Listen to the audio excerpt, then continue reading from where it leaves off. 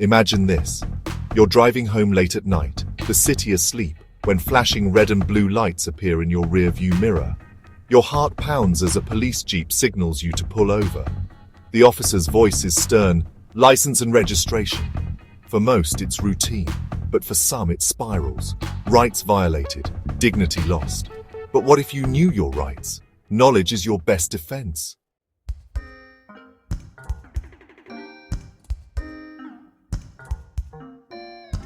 Every day in India, millions interact with the police, at traffic signals, in markets and neighborhoods. Most encounters are routine, upholding order and safety. But sometimes, power is misused, turning a simple stop into fear, injustice, or worse. Tragic stories remind us, knowledge of your rights is your shield. Being informed empowers you to protect yourself and demand respect, even in the most intimidating moments.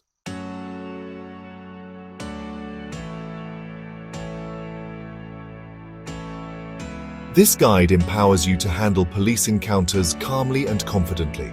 You'll learn your rights, what to do during a traffic stop, and how to communicate respectfully. We'll break down the law in simple terms, highlight protections for women and minors, and share real cases that show why this knowledge matters. Read on.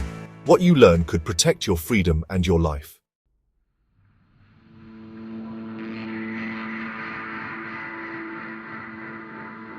Seeing flashing lights or hearing a siren behind you can be stressful, but staying calm is crucial.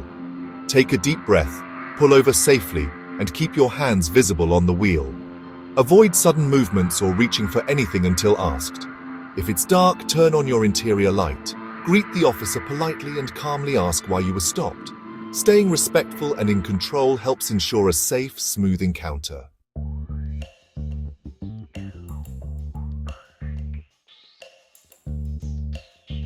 During a traffic stop, you must show your driving license, registration, insurance, and pollution certificate, either as physical copies or digitally via DigiLocker or M-Parivahan. Police can inspect but not seize your license unless you commit a serious offense. Always stay organized, polite, and confident. Know your rights and comply with the law. Being asked to take a breathalyzer test can be intimidating. If an officer suspects you're under the influence, you must comply. Refusing is a punishable offense. Always ensure a fresh, sealed mouthpiece is used. If you fail the test, stay calm and request to contact a lawyer. Comply, protect your rights, and avoid escalating the situation. During a police stop, officers can't search your car or belongings without reasonable suspicion or your consent, except in special cases, like seeing illegal items in plain view. You have the right to refuse a search. Calmly say, "Officer, I do not consent to a search." Remember, only a female officer can search a woman. Know your rights and stay calm to protect yourself.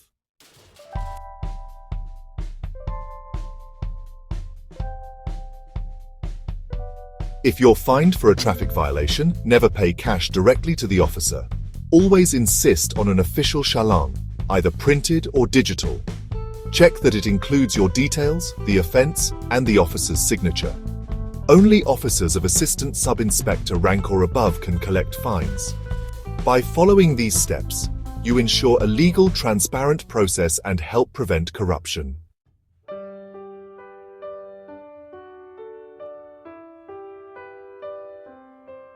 The Constitution of India and the Code of Criminal Procedure grant you core rights, your legal shield during any police encounter. These rights protect your liberty, dignity, and life, ensuring police power is balanced by accountability. Knowing your rights transforms you from a passive subject to an active guardian of your freedom. In this section, we'll break down 10 essential rights, your rulebook for any encounter with authority.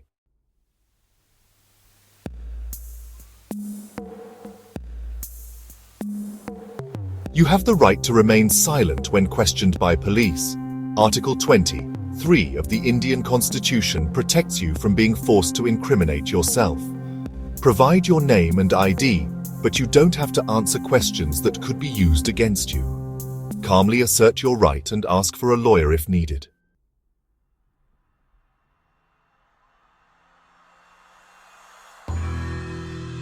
If you are stopped or arrested by police, you have the right to know the reason immediately. The officer must clearly state the grounds for your arrest. This is your legal protection under the CRPC and Article 22 of the Constitution. You must be produced before a magistrate within 24 hours. Insist on your rights. They are your safeguard against arbitrary detention.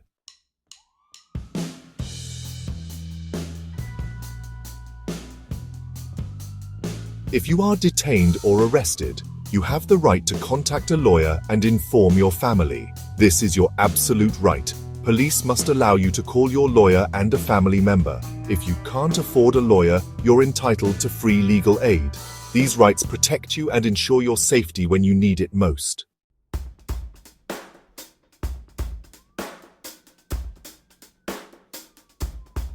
Even in police custody, your rights remain. The law protects your dignity. No torture, abuse, or humiliation is allowed. If harmed, insist on a medical exam. It can be vital evidence.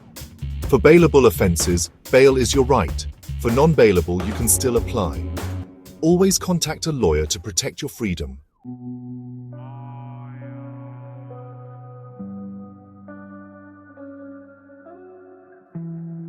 The Indian legal system recognizes the unique vulnerabilities that women can face during interactions with law enforcement and provides a special layer of rights designed to ensure their safety, privacy, and dignity. These rights are not optional. They are mandatory procedures that every police officer must follow. Perhaps the most critical of these is the rule governing arrest. According to Section 46, subsection 4 of the CRPC, a woman cannot be arrested after sunset and before sunrise. This is a powerful safeguard designed to prevent the potential for abuse and harassment during late-night arrests, when a woman might be more vulnerable. There are, however, exceptional circumstances where an arrest after sunset may be necessary. In such a rare case, the law imposes a strict condition. The police must obtain prior written permission from a judicial magistrate of the first class. This cannot be a verbal approval, it must be a formal documented order. Furthermore, the arrest must be carried out by a female police officer. If a woman is being arrested, even during the daytime, the presence of a female constable is required. This ensures that the arrest is conducted in a manner that is sensitive and respects the woman's dignity, preventing any improper physical contact by male officers. This principle of gender-specific procedure extends to physical searches. Section 51, subsection 2 of the CRPC is unequivocal. If a woman needs to be searched, the search can only be conducted by another woman with strict regard to decency. A male officer is absolutely forbidden from physically searching a woman's body. This is a non-negotiable right. If you are a woman and a male officer attempts to search you, you can firmly refuse and state, as per the law, "Only a female officer can search me." This right protects a woman's bodily integrity and privacy, ensuring that a necessary legal procedure does not become a source of trauma or violation. Furthermore, a woman cannot be summoned to a police station just for questioning. Section 160 of the CRPC states that the police must go to her place of residence to question her, and they must do so in the presence of a female constable and, if possible, her family members. This prevents the intimidation that can occur within the confines of a police station. These special rights collectively create a protective shield around women when they come into contact with the law. They are a recognition by the legal system that safety and dignity are paramount, and that procedures must be adapted to protect the vulnerable. Every woman and every man should be aware of these vital protections.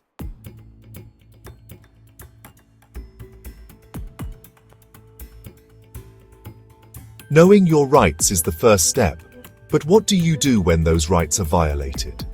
What is your recourse if a police officer abuses their power, harasses you, or refuses to follow the law? The legal system provides a clear pathway for you to hold them accountable. You have the right to file a complaint. This right is your ultimate tool for ensuring that power does not go unchecked. It is the mechanism that allows you as a citizen to challenge injustice and seek redress. If you have been wronged by a police officer, you should not suffer in silence. The law gives you the power to fight back through official and legal channels. Your first option is to file a complaint with a senior police official. You can approach the superintendent of police in your district or the commissioner of police in a metropolitan area. You should submit a written complaint detailing the entire incident, the date, time, location, the name and badge number of the officers involved, if you have them, and a clear description of the misconduct. It is crucial to be factual and precise in your complaint. If you have any evidence, such as video or audio recordings, or the names of any witnesses, you must include them. This formal complaint initiates an internal inquiry into the officer's conduct. If you are not satisfied with the response from the police department, or if you fear that an internal inquiry will not be impartial, you have other powerful avenues. You can file a complaint with the State Police Complaints Authority, an independent body established in many states specifically to investigate allegations of serious misconduct by the police. Additionally, you can approach the National Human Rights Commission or a State Human Rights Commission. These commissions have the power to investigate violations of human rights by public servants and can recommend disciplinary action and compensation for the victim. These bodies exist outside the police hierarchy, offering a more independent review. Finally, you always have the right to approach the courts directly. You can file a private complaint before a magistrate under Section 200 of the CRPC, which can lead to a criminal case being initiated against the errant officer. If a loved one has been illegally detained and their whereabouts are unknown, you can file a writ of habeas corpus in the High Court or Supreme Court, compelling the police to produce the person before the court. Your right to file a complaint is the ultimate guarantee that no one is above the law, not even those tasked with enforcing it. It is your voice, your power, and your path to securing justice.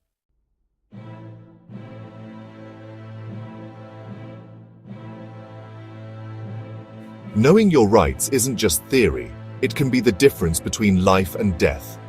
Cases like Jayaraj, Benix, Altaf, and Vikas Dubey reveal what happens when rights are ignored. Knowledge creates accountability.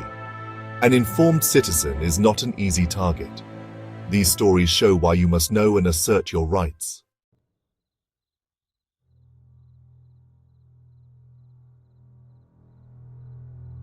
In June 2020, Sathankulam, Tamil Nadu, became the center of outrage after a father and son, Jayaraj and Benix, were detained for keeping their shop open past curfew.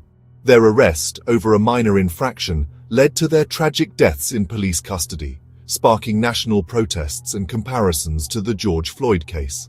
The Sathankulam tragedy exposed the dangers of unchecked police power and the vulnerability of ordinary citizens.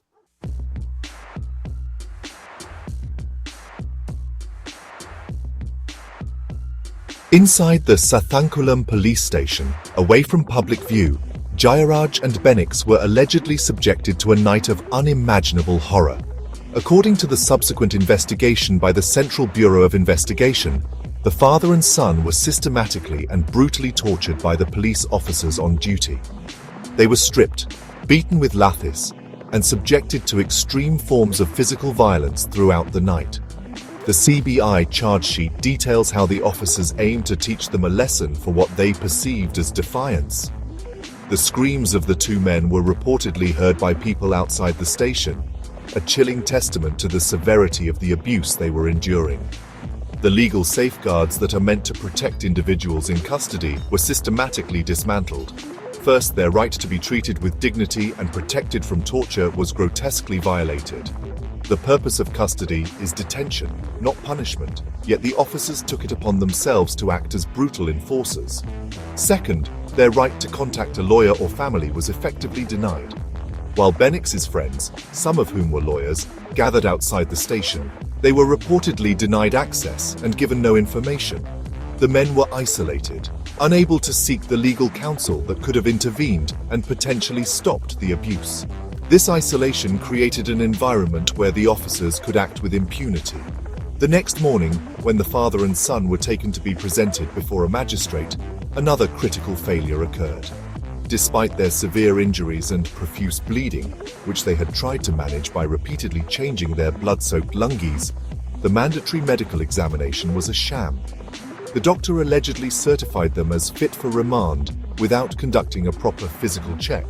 a dereliction of duty that allowed the torture to remain officially undocumented. Furthermore, the magistrate remanded them to judicial custody without personally seeing the accused or inquiring about their physical condition, a procedural lapse that sealed their fate.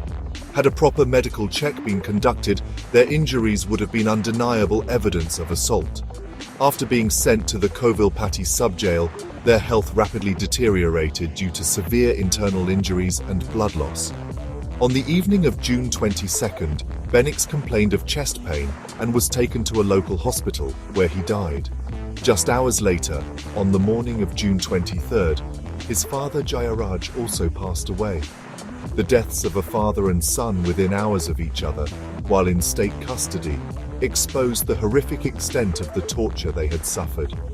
Their ordeal was a complete and catastrophic failure of every single safeguard designed to protect a person in custody, from the moment of their arbitrary arrest to their death from police brutality.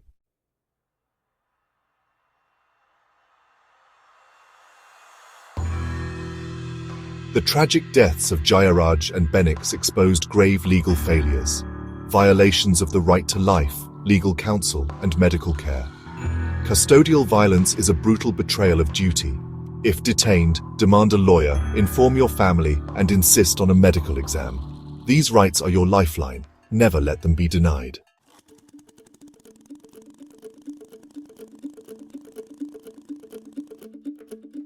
Section 5, Case 2, The Unbelievable Death of Altaf. Our second case takes us to Kasganj, Uttar Pradesh, in November 2021, and centers on the deeply disturbing death of a young man named Altaf. At just 18 years old, Altaf was brought to a police station for questioning in connection with the case of a missing minor Hindu girl with whom he had reportedly been in a relationship. He was not formally arrested or charged with a crime. He was simply taken from his home for an inquiry. This distinction is crucial. He walked into the police station as a person of interest, not an accused criminal. However, within a mere 24 hours of being brought in, Altaf was dead. The police version of events was to many unbelievable and defied basic logic. They claimed that Altaf had died by suicide inside the police station lockup washroom. Their official statement asserted that the young man, who stood at approximately 5 feet 6 inches tall, had managed to hang himself from a water tap that was only about 2.5 feet off the ground. The instrument he allegedly used for this act was the drawstring from his own jacket's hood. This narrative was immediately met with widespread skepticism and suspicion from his family and the public, who questioned the physical plausibility of such an act. The family's grief was compounded by a profound sense of injustice and disbelief.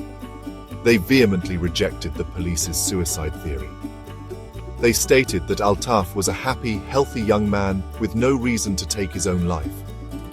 His father, Chand Mian, told reporters that he had personally handed his son over to the police, trusting that they would conduct their inquiry and let him go. He insisted that his son was innocent and that he had been murdered by the officers inside the police station. The family's claims pointed towards a custodial death being covered up by an improbable and hastily constructed suicide story.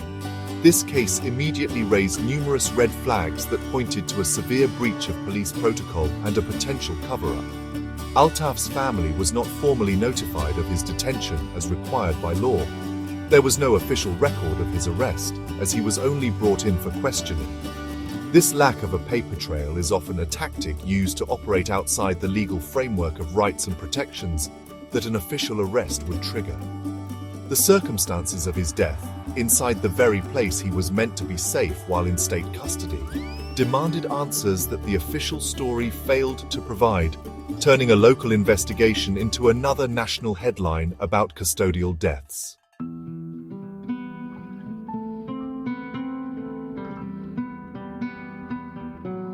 Section 6. A leaking tap, a drawstring, and a story that defied logic.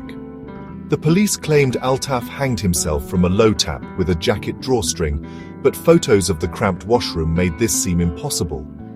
Why was he left unsupervised, and why did he have a drawstring in custody? Basic protocols were ignored. The family alleged torture and a cover-up, especially after the missing girl was found elsewhere, proving Altaf's innocence. This case exposed a chilling disregard for detainee safety and the ease with which official narratives can defy logic.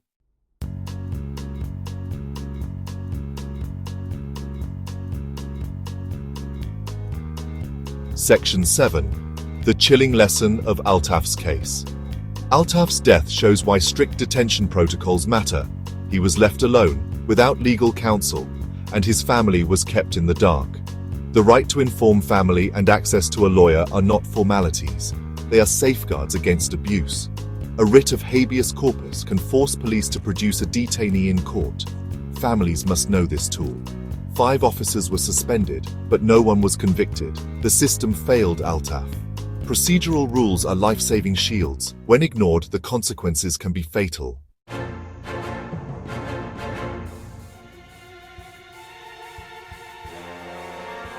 Our final case moves from custodial deaths to another controversial aspect of policing in India, the so-called encounter killing. Vikas Dubey, a notorious gangster, was arrested after killing 8 policemen, sparking national outrage and calls for instant justice. While being transported, police claimed Dubey tried to escape after a car accident and was shot dead. The public, frustrated with slow justice, largely cheered, but many doubted the official story. Was this justice or a state-sanctioned execution?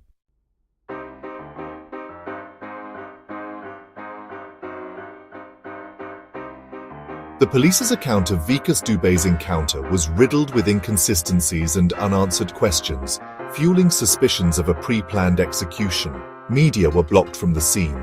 Dubey was seen in a different car earlier, and eyewitnesses reported gunshots, but no accident. Many believed Dubey's death silenced secrets about his powerful connections. Critics called it a cold-blooded execution, not justice. This case reignited debate over encounter killings and the erosion of the rule of law. When police act as judge and executioner, the justice system itself is at risk.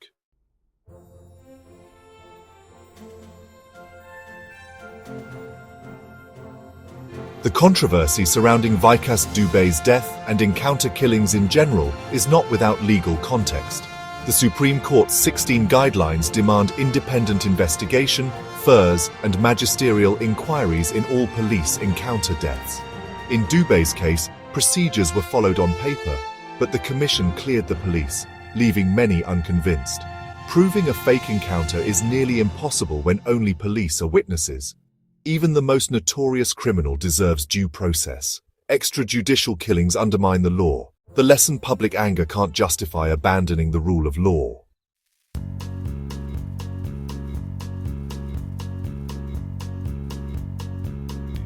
Your safety during a police interaction often depends less on the law itself and more on how you conduct yourself in the heat of the moment. Stay calm and courteous. Don't escalate, even if the officer is aggressive. Assert your rights firmly but politely. Your delivery matters as much as your words. Keep your hands visible, announce your actions, and avoid sudden movements. A respectful, neutral demeanor helps de-escalate tension and keeps you safe. Know your rights, cooperate with lawful requests, and stand your ground if needed. This balanced approach is your best tool for a safe outcome.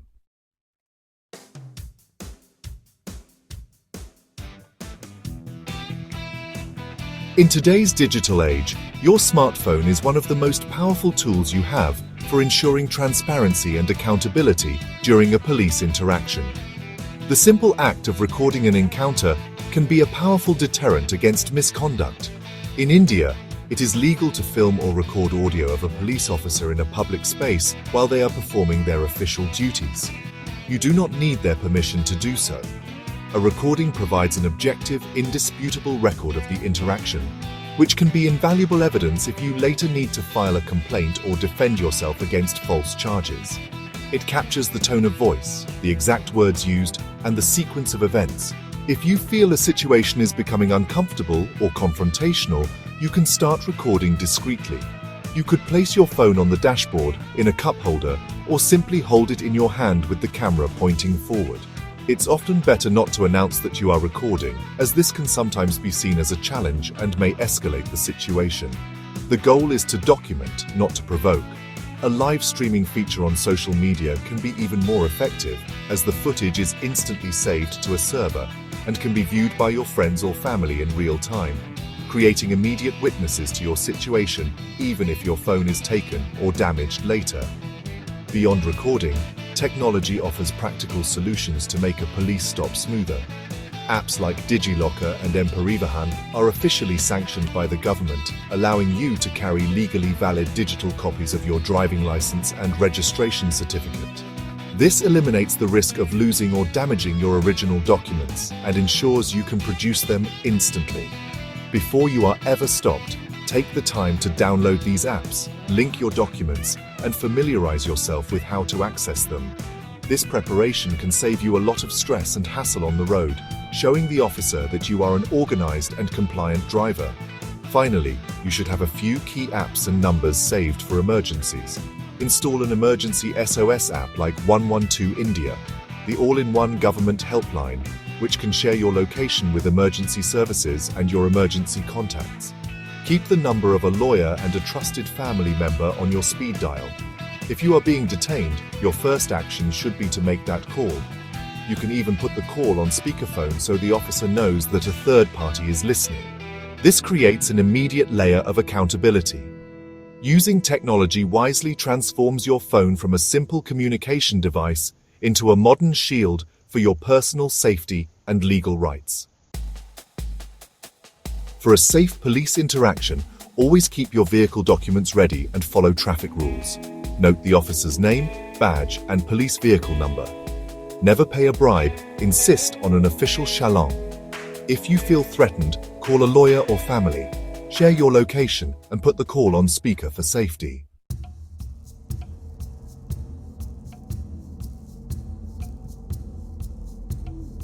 Just as important as knowing what to do is, well, knowing what not to do.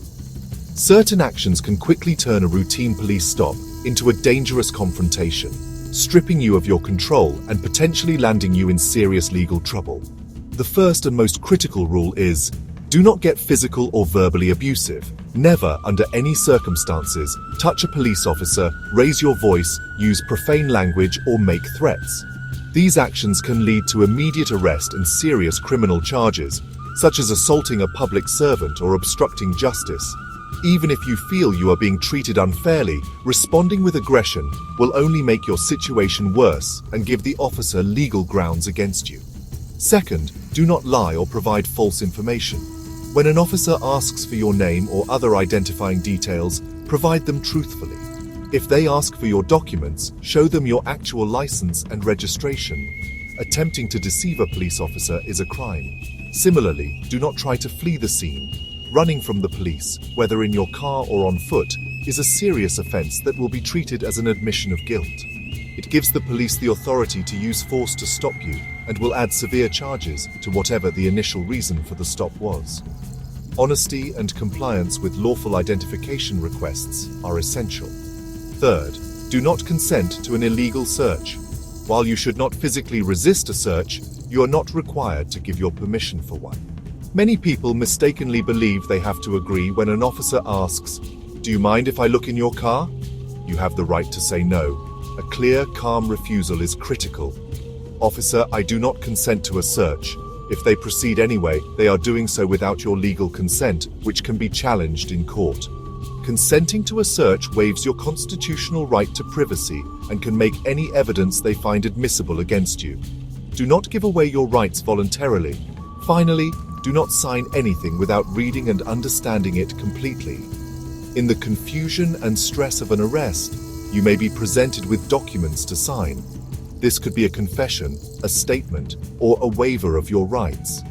Do not sign any document, especially if it is in a language you do not understand, without your lawyer present.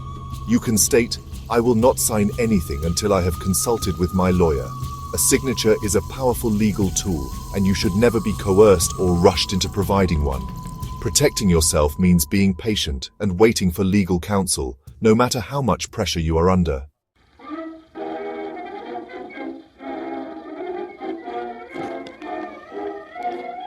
Knowing a few key laws can empower you during police interactions.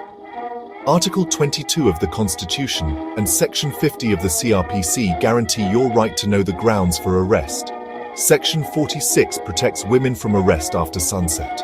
Section 160 ensures women and minors are questioned only at home.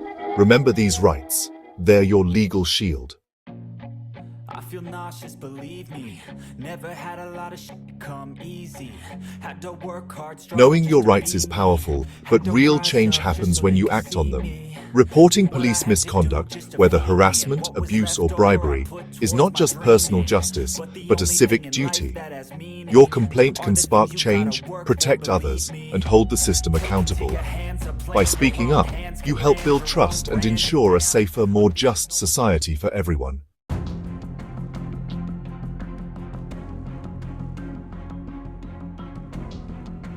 If you have a grievance against a police officer, your first step is to escalate within the police hierarchy. File a written complaint with a senior officer. Include details like date, time, and officer's name. Keep proof of submission. This process shows you've tried to resolve the issue through proper channels.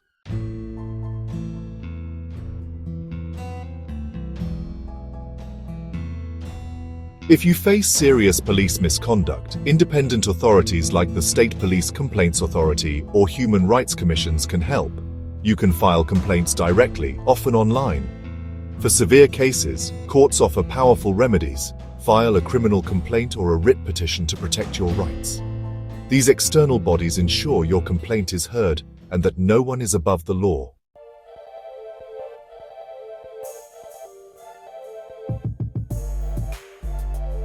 On a dark road, the flashing lights of a police car can feel overwhelming. But knowledge is your shield. Know your rights, to ask why you're stopped, to refuse an illegal search, to call your lawyer. You are not powerless. You are a citizen, protected by the Constitution of India.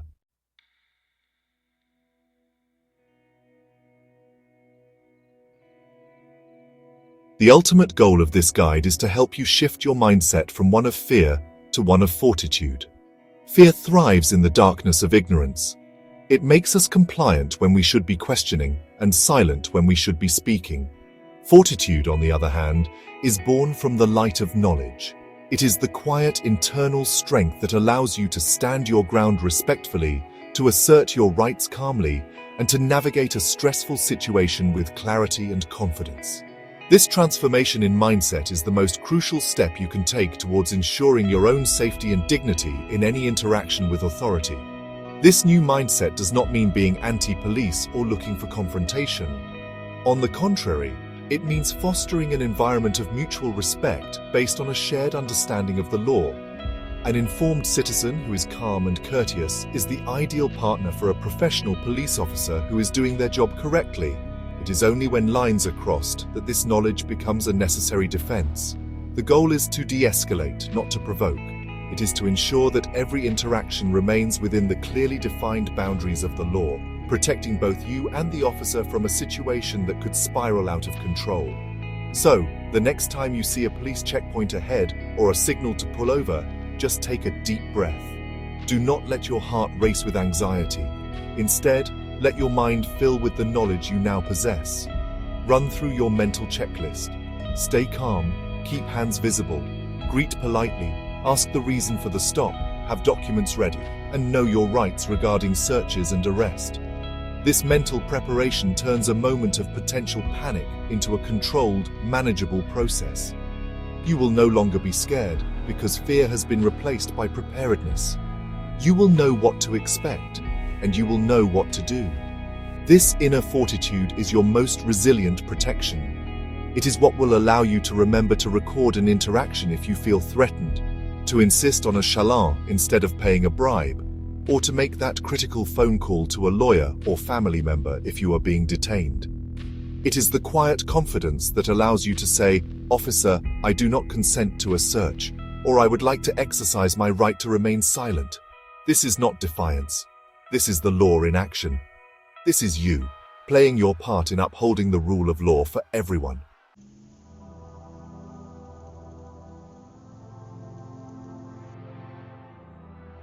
India is a nation in constant evolution. More citizens are connected, more aware and more willing to demand accountability than ever before. You are part of this incredible transformation. By taking the time to learn your rights, you are not just protecting yourself, you are contributing to a larger movement towards a more transparent, just, and equitable society. Every time an informed citizen insists on due process, they are strengthening the system for everyone. Every time a bribe is refused and a challan is demanded, a small blow is struck against corruption. Every time misconduct is reported, the wall of impunity develops another crack. The responsibility does not end with you. The power of this knowledge multiplies when it is shared. Talk to your family, your friends, and your colleagues about what you have learned. Share this guide, discuss the real-life cases, and help demystify the law for those around you. Encourage them to download the necessary apps, to save emergency numbers, and to understand their fundamental rights. An entire community of informed citizens is a formidable force for positive change, creating a culture where rights are respected as a matter of course, not as a matter of chance. This is how grassroots change happens, one person, one family, one community at a time. The road to a perfect justice system is long, and there will always be challenges. But change is not impossible.